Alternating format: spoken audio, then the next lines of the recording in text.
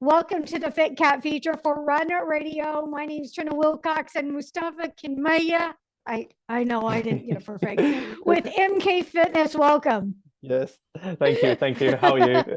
I'm okay. We were talking about the time difference, and you said it was evening time there. It's afternoon for me, and I get it. When it's evening time, you want to protect that time. So thank you for sharing that with me, especially when we're going to be talking about fitting fitness into a busy lifestyle. So Yes, I know that that has always been very important for me, and it's been an experience for you. So why don't you tell me yes, how that's worked into your life over the years? sure.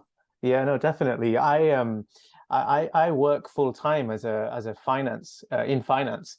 So that has been something that's, takes up a lot of my time and kind of almost after you kind of go school, college, graduate, you kind of stop being fit almost. You kind of can get too busy with Yep. life. Life takes over, doesn't it?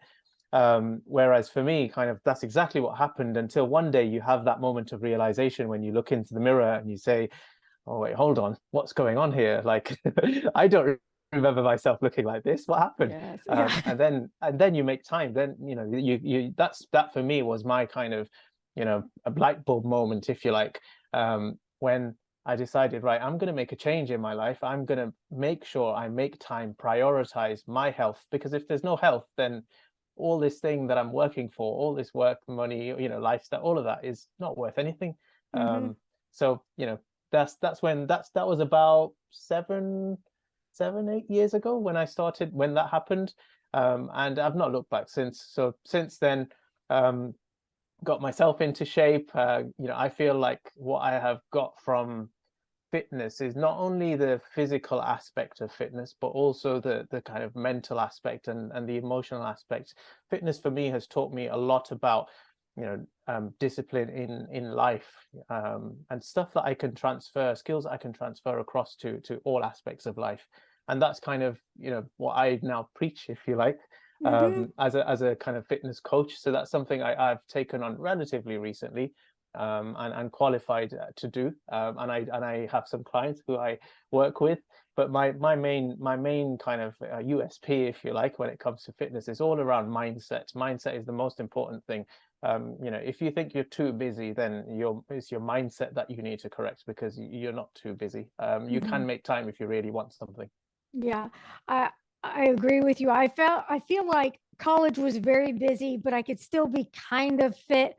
Mm, Once I got college done, I was fortunate enough to get into a regular work routine where I made it a priority. But a mm, lot of people do go down that path where it they don't recognize the reflection in the mirror.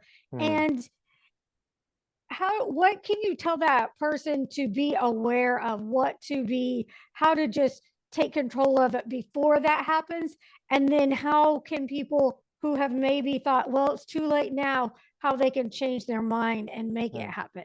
Yeah. No, so those, for the people who kind of to stop them before it happens, I would say, they would have developed some habits, if you like, Mhm. prior to that. So if they were exercising, looking after their health, eating right, eating well, then it's important to remember those kind of habits that you've developed and continue them. Just because you now do a 9 to 5 or a 9 to 6 job, and you now have, maybe more responsibilities in your life, that shouldn't mean that you no longer eat healthy anymore. That shouldn't mean you don't prepare your food and cook your food at home, and so on and so forth. So a lot of it comes down to kind of just, before you almost take that step into the kind of new working life, if you like, just step back for a moment and just reflect on the habits that you have actually built over the years, and which ones you want to carry on going forward. So if you do that and take out, what we say here, we have a saying called, take 20.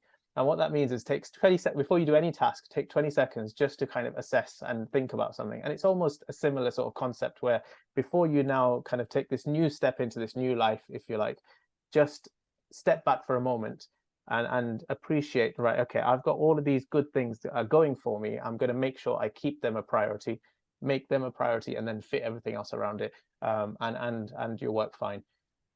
So that's for those guys. And then for those who feel like it's too late, the simplest way to put it is it's never too late. I know someone who's kind of in their early 50s, who has recently changed their life around, dropped 25 kilos of weight, and has a, that's because one day they had the same moments that I did a few years back. So I don't think it's never too late. Fitness doesn't know an age. It's staying fit. If you have a will of wanting to get fit, and healthy, and that doesn't mean getting into bodybuilding shows or any of that, or run marathons or any of that. If you're into it, then sure. But it's just about general fitness, right? General health, general fitness. There's no age for that. You can, if you have something wrong with you, you go to a doctor. What do they tell you? They say increase your activity levels. Yeah. There's no age for it. You can do it at any time, so it's never too late. You touched on it a minute ago, but the mental aspects are tremendous. And, it helps you in so many aspects of your life when you're Yes. going through highs and lows. And it's like, for me, it's been running, and it's like it's the greatest teacher. There's so many parallels.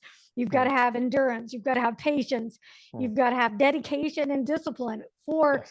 and you can apply that to so many things, and then the confidence that comes along with it.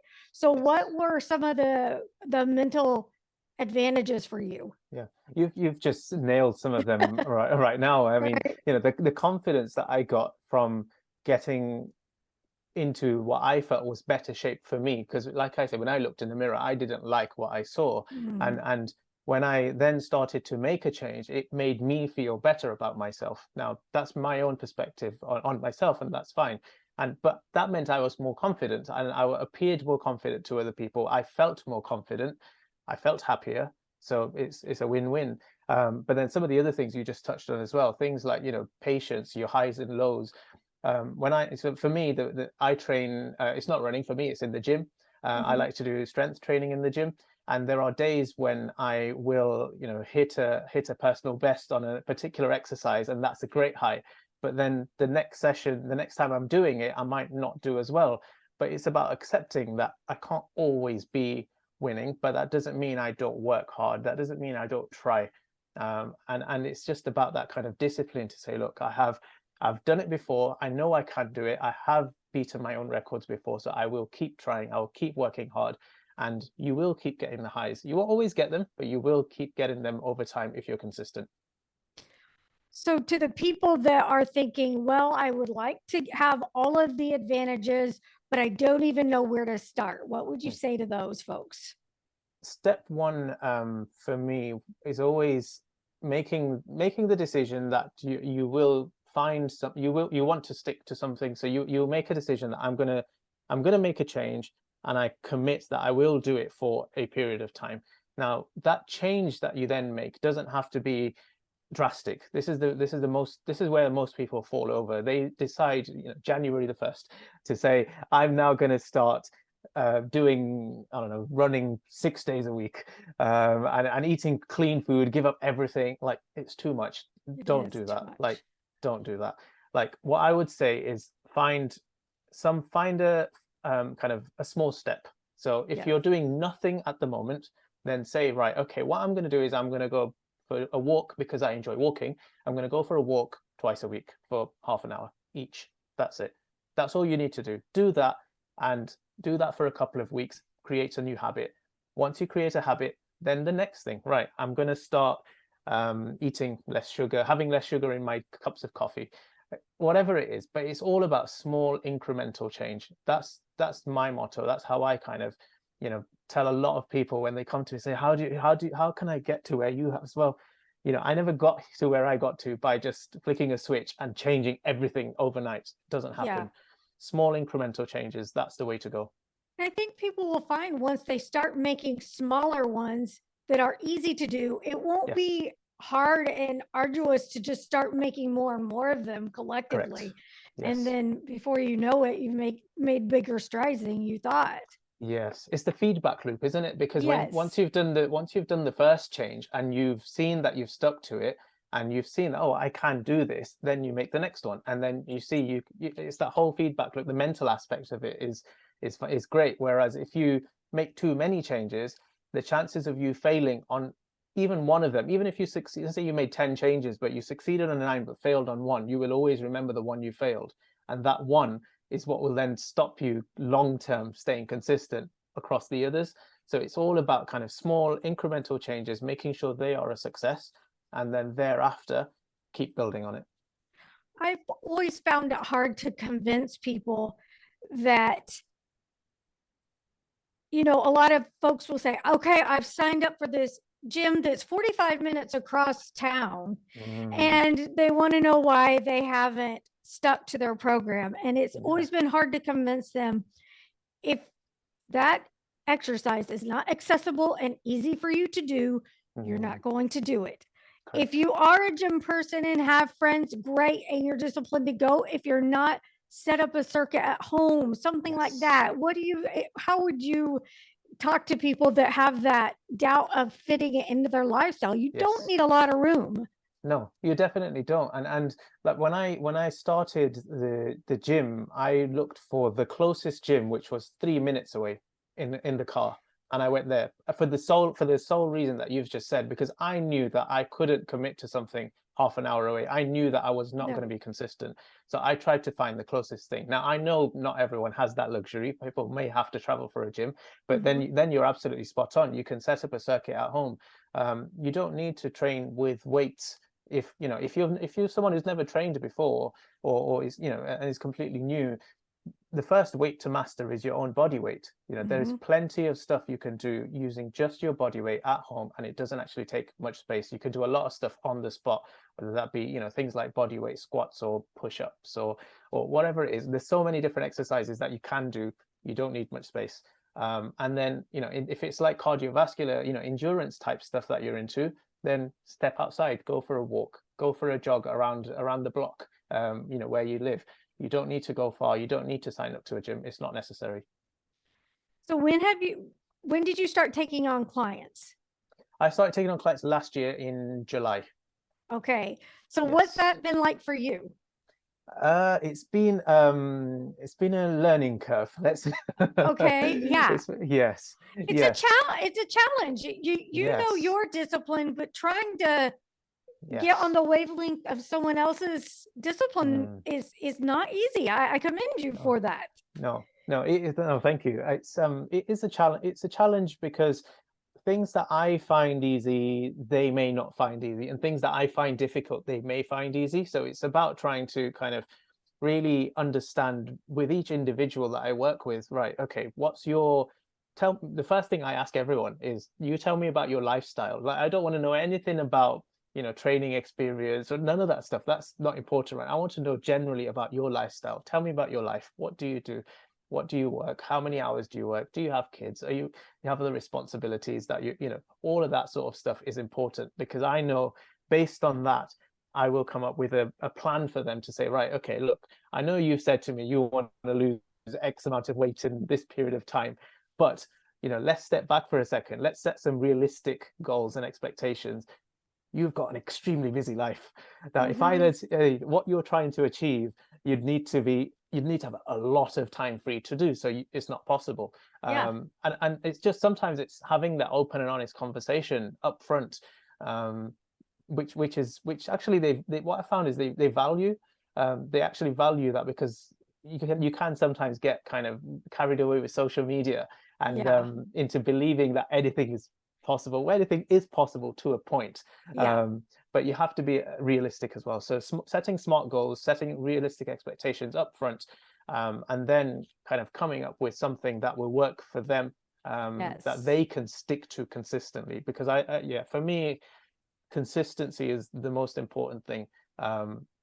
If you can do something repeatedly over time, then you will see some results. Whereas if you do it for a very short period of time and then stop, then you may see results, but then you'll just go back to where you were. What's the point? Have you had to fire a client yet? No, not yet. Harsh conversations sometimes. Okay. Sometimes, Yes. just in terms of sticking to meal plan type things, for example. Especially when they tell me it's really important to them, but then at the same time, like they not disciplined enough. So it's just a little bit of a reality check for them. But that's my job. I can't. Yeah. My job is to be a friend, but also be a coach. And a coach will, if you step out of line almost, then a coach will tell you. Yeah. Well, and I've always said a good coach trains you and teaches you to do these things on your own. You've got a Awesome. bad coach and maybe have check-ins. A bad coach is going to never get you anywhere. And so you have Yes, to have those conversations and 100%. be honest. Yeah, absolutely. I always think if you're with a coach for any longer than kind of 3 to 6 months to achieve whatever goals you have, then something's going wrong there. Like, a good coach will be able to help you achieve your kind of short to medium term goals, and then set you up such that you can carry on doing them for a period of time. Now, after maybe 2 years or a year, or you might hit a plateau in your goals, or you might struggle with something, you might need some specific expert advice on something, then sure, you go back. But if you're with a coach for years and years and years, and you're not seeing any changes, then Yeah. something's going wrong. Something's and, going and it's on. not necessarily always the coach, it could be yourself, but it could, something's Yeah. going wrong. The relationship needs tweaking. Yes. Yeah. What are some of the success stories of your clients? Oh, so I have one really good success story, similar to mine, really, where this particular client of mine, they started off at kind of, I think it's around about 50 kilos body weight, but they were looking to kind of put on some size. Ultimately, they were mid 20s, guy in the mid 20s, looking to put on some size, because everyone around them seems to be going to the gym and being muscular and all that kind of stuff. Right. So that's what they wanted. But they had been training for about 2 years and not really seen any progress. So the first thing I kind of did was just understand, before the training, it was more diet, like, what are you eating? How much food are you eating? How much protein are you eating? Because protein is really important if you're looking to build size. And it wasn't enough, which is what I thought, and it wasn't enough food. So, after making some tweaks to their diet plan, and giving them a training plan, then we kind of tracked their training every single week to see how they were progressing. And over the course of 3 months, like, they managed to add on about 6 kg of weight, which is more than they'd ever done before. They probably could have done more, but I was still very pleased, and he was certainly very pleased. So that's a good positive story.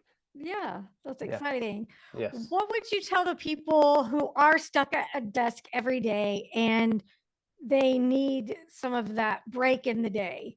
Hmm. What would you offer? Like parking lot walks, get up and stretch? What would you suggest? Yes. Yeah, get up and stretch, definitely. I still work from a desk for 10 hours, sometimes 12 hours a day. Yeah. So I know it can be very difficult to kind of switch off, if you like, and actually get away from the desk.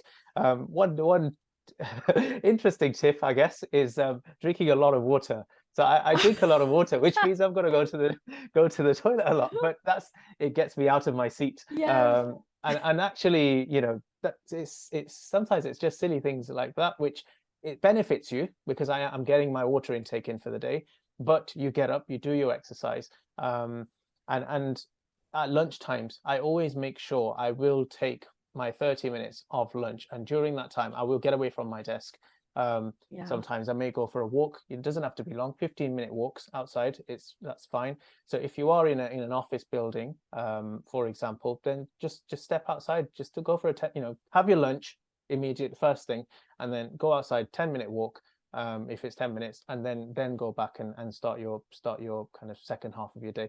You'll Yeah. feel a lot better for it. I certainly feel just getting that fresh air sometimes, if you can go outside, Yeah. get that fresh air, makes such a difference, doesn't It it? does. It really Yeah. does. It's just a little stretch, moving, get your brain thinking and seeing different things Mm. when you're stuck in front of the screen.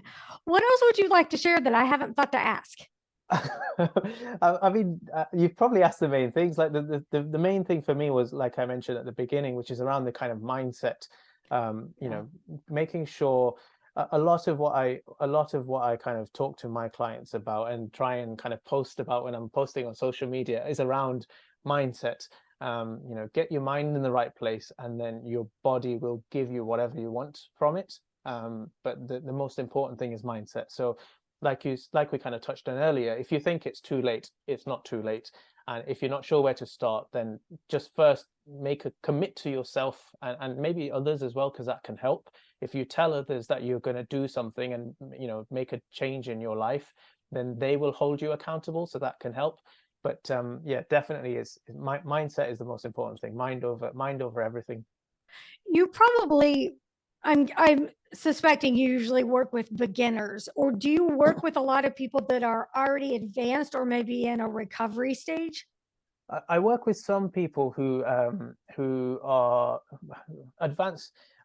Would I say advanced? I'd say maybe have a number of years of kind of training experience is how Yeah. I'd put it.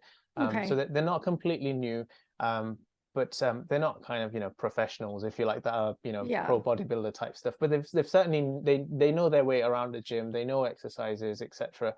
But they usually would come to me because they've maybe plateaued, so they've been training for a while, and then they're struggling to kind of break past certain barriers, you know, whether sometimes they actually are mental barriers that are stopping them, and other times it's just they need to switch up how they train, or they need to switch up their diet, or you know, small changes need to happen. So I do work with some people like that, yes. Yeah. That's very important. I know that with a lot of the pandemic issues and people getting sick, I know for me, running has taken us very step way back more than Yeah, I'd like. So yeah, getting back into that, and the mental, it's tough. It is very tough to yes, get everything on the same page. yeah. How often do you go running at the moment? Well, now it's still, I'm still trying to do it every day, but it's like half as Mm, much and yeah, twice as slow. okay. So it's very depressing.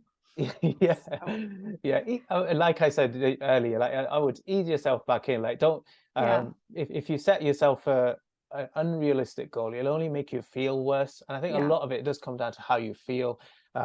So, you know, set yourself something that you think is probably more realistic for yourself, and that might not be every day. That might be, you know, every other day for it, or maybe 3 times a week. That you say, right, mm, 3 times a week, I'm going to go for a run. Forget about the speed for a while. Like, just enjoy the fact that you're out there. yeah, Enjoy the fact that you're there.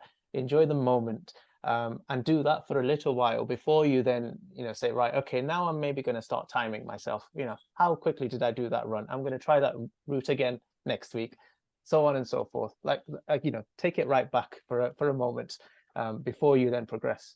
you're saying everything I would say to someone else, but for taking my own advice, and that advice has been so difficult Yeah. because I mean, I would go from racing every weekend to this Yes. major. So it's really been difficult. And it's Sure. been almost a moving target to know how I feel. So Mm, that's been hard too, to try mm, to yeah. feel like, okay, well, I think I'm okay. And then bam, oh, I guess I'm Yeah. not. So Yeah. it's been Yeah. tough. I can imagine. And I guess even day to day as well, like even if you were to plan out your week to say, right, I'll go Yeah. Monday, Wednesday, and Friday, but on the Wednesday you might just not feel it. Yes. And that is okay. Like sometimes, you know, that is fine, as long as it doesn't become a regular occurrence that then you then miss the Friday and then you miss the Monday again. And then, you know, like as Yeah. long as that doesn't happen, you know, it's more if you miss one session, fine, it's okay. We have bad days. We all have them. It's okay. Just, you know, what do you need to do to make sure that you definitely get the next one in? You know, what was was there a reason behind why this particular one was a bad day? Was it because work was too stressful? Or what can you do to change that for the Friday, so you can, you know, maybe get your Yeah. run in earlier, for example, Right. or you know, the fact that it's the end of the week might help you. It's that type of, you know, constant reflection, that will help you, I think, long term. Thank you. Good stuff. Where can people go to learn more about you and get signed up with you if they want your coaching? So the main channel I'm currently promoting at the moment is Instagram. So you can find me on Instagram, mk dot fitness 16 on Instagram. And I will have a website up shortly. So it's in Very good. production shortly. Sounds great. And you've got a few videos on TikTok as well. I do have videos on TikTok as well, MK Fitness on TikTok. So definitely follow me on there too. You know, two platforms with different style of videos on both. Yeah. So definitely give me a follow, and yeah, drop me any.